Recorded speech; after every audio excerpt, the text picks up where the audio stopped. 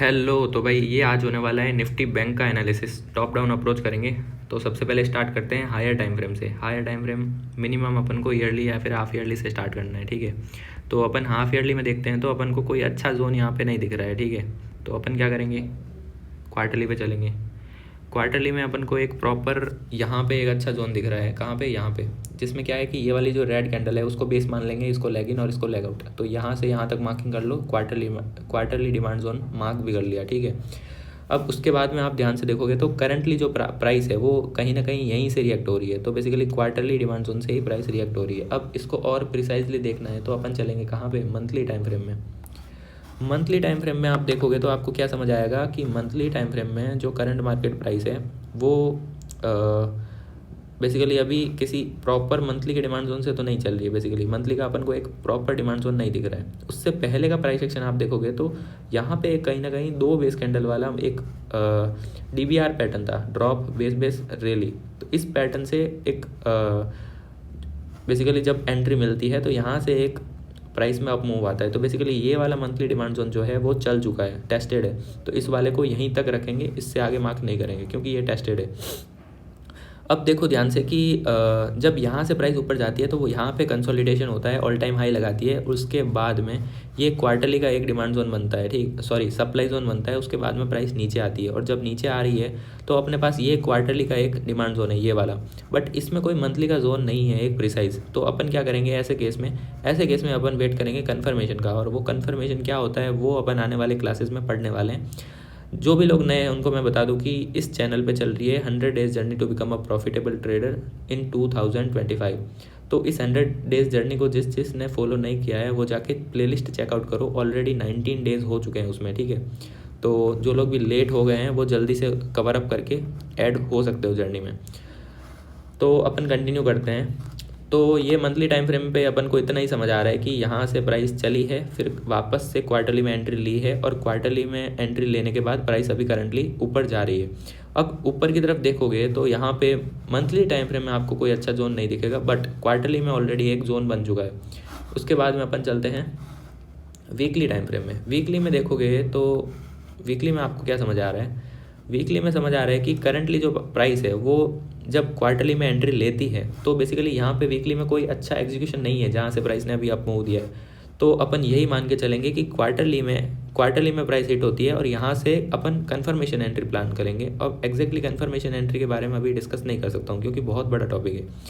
अब जब प्राइस यहाँ से रिएक्ट होकर ऊपर जा रही है तो करंट जो प्राइस है वो दो बेस कैंडल वाला एक डिमांड जोन बनाते हुए जा रही है। तो ये वीकली टाइम फ्रेम पे अपन मार्क कर लेंगे, ये वाला जो मैंने अभी हाईलाइट कर रखा है, ये वाला जो है ये है वीकली डिमांड जोन। इसके बाद में दो एक्साइटिंग कैंडल बनते हुए ऊपर जा रही है प्राइस। ये है अभी क्लोज नहीं हुई है प्राइस, लेकिन अभी के लिए मान लो कि दो लेगआउट कैंडल है। अब देखो कि ये जो करंट मार्केट प्राइस है, इसको रिफ्रेश करना पड़ेगा बेसिकली, निफ्टी बैंक।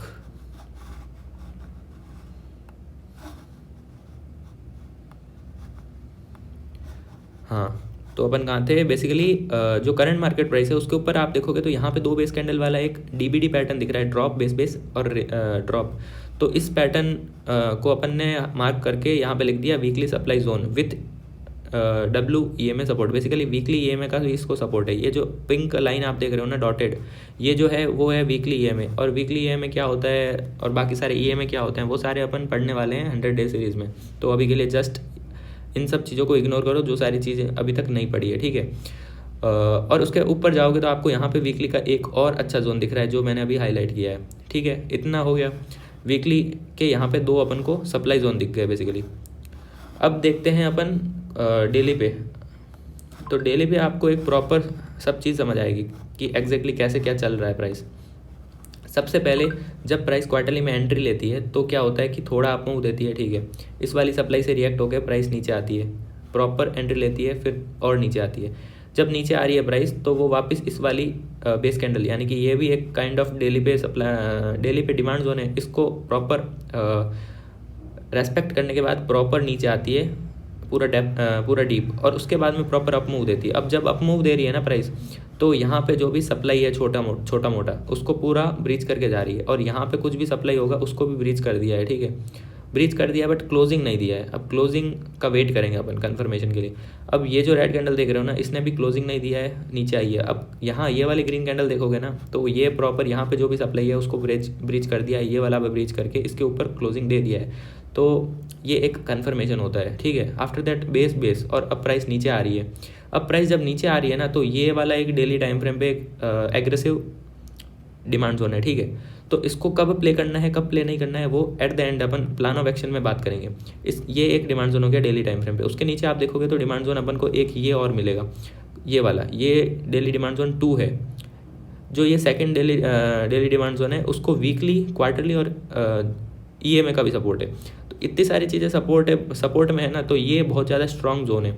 ये एग्रेसिव है, ये उतना ही कम पावरफुल है, और ये उतना ही ज़्यादा पावरफुल है, ठीक है। अब बात करते हैं कि प्राइस अगर ऊपर जाती है तो ऊपर रोकने के लिए क्या क्या है।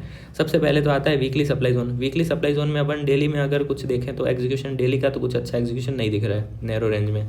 अब इसके ऊपर जो वीकली का सप्लाई जोन है ना, उस सप्लाई जोन में डेली सप्लाई जोन भी है। बेसिकली ये नैरो रेंज एक बेस कैंडल है बस, और पूरा 7 आउट ऑफ 7 सेटअप है। तो ये एक बहुत अच्छा सेटअप है। तो ये जो daily demand zone plus weekly plus quarterly पूरा मतलब ओवरलैपिंग जोन है। तो ये एक बहुत ज़्यादा पावरफुल सेटअप है। और यहाँ पे प्राइस आती है तो प्रॉपर यहाँ से अपन को डाउनफॉल देखने को मिलेगा प्राइस में अच्छा खासा। तो इसको मार्क करके रखना है, ठीक है।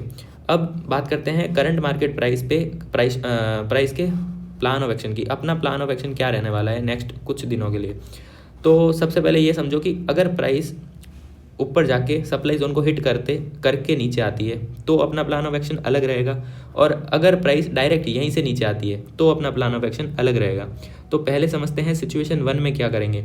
सिचुएशन 1 है जिसमें अपन मान रहे हैं कि वीकली सप्लाई जोन के अंदर हिट होके प्राइस नीचे आ रही है। तो एक चीज़ क्लियर कर लो कि जब भी बड़े टाइम फ्रेम से हिट होके आती है, बेसिकली सप्लाई हो चाहे डिमांड हो, तो उसी लेवल का सामने रोकने वाला भी होना चाहिए। अब इस सेंटेंस का मतलब ये है कि अगर वीकली सप्लाई जोन से प्राइस हिट होके आ रही है तो उसको रोकने के लिए वीकली डिमांड जोन कम से कम होना चाहिए।